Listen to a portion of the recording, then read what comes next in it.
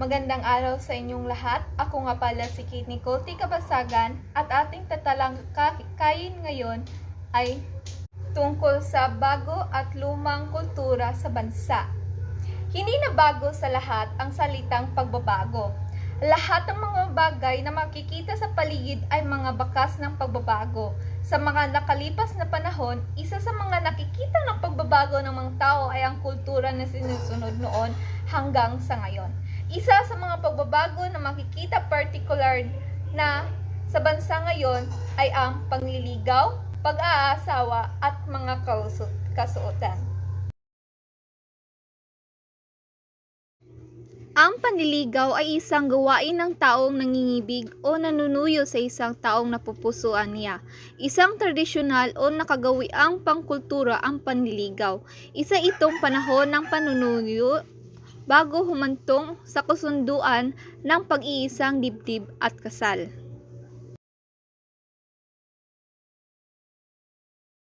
Ang panliligaw noon ay isang matagal ang panliligaw. Pakipot ang mga babae at nagbibigay ng pasalubong sa pamilya kapag dumadalaw ang lalaki.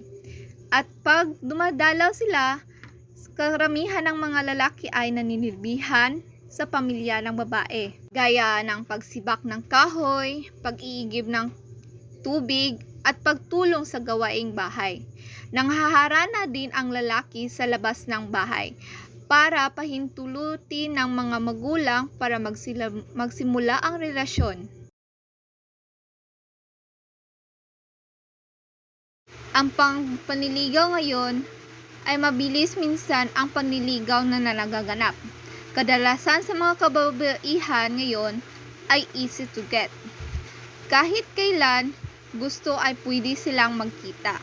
Di gaya noon, kailangan pa natin magpaalam sa mga magulang. Hindi na nanghaharana ang mga lalaki.